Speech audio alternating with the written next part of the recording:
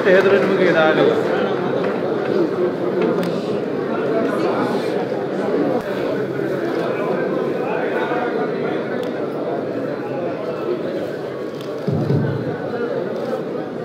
ಆರತಿ ಕೃಷ್ಣ ಎಂಬ ಹೆಸರಿನವಳಾದ ನಾನು ವಿಧಾನ ಪರಿಷತ್ತಿನ ಸದಸ್ಯಳಾಗಿ ನಾಮನಿರ್ದೇಶನ ಹೊಂದಿದವಳಾಗಿ ವಿಧಿದ್ವಾರ ಸ್ಥಾಪಿತವಾದ ಭಾರತದ ಸಂವಿಧಾನದ ವಿಷಯದಲ್ಲಿ ಶ್ರದ್ಧೆಯಿಂದಲೂ ನಿಷ್ಠೆಯಿಂದಲೂ ಕೂಡಿರುತ್ತೇನೆಂದು ನಾನು ಭಾರತದ ಪರಮಾಧಿಕಾರವನ್ನು ಮತ್ತು ಸಮಗ್ರತೆಯನ್ನು ಸಮರ್ಥಿಸುತ್ತೇನೆಂದು ನಾನು ಈಗ ಕೈಗೊಳ್ಳಲಿರುವ ಕರ್ತವ್ಯವನ್ನು ಶ್ರದ್ಧಾಪೂರ್ವಕವಾಗಿ ನಿರ್ವಹಿಸುತ್ತೇನೆಂದು ಭಗವಂತನ ಹೆಸರಿನ ಮೇಲೆ ಪ್ರಮಾಣ ಮಾಡುತ್ತೇನೆ.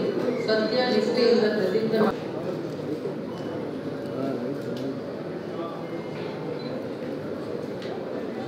Sir hello.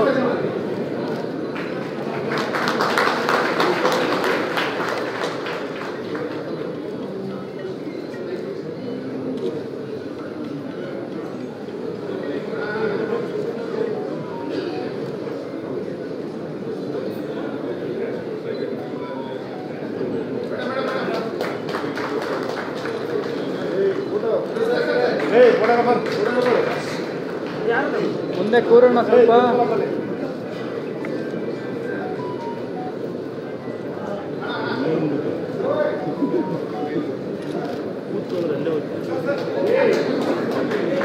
ಈ ವಿಡಿಯೋ ನಿಮಗೆ ಇಷ್ಟವಾದಲ್ಲಿ ಲೈಕ್ ಮಾಡಿ, ಶೇರ್ ಮಾಡಿ, ಸಬ್ಸ್ಕ್ರೈಬ್ ಮಾಡಿ.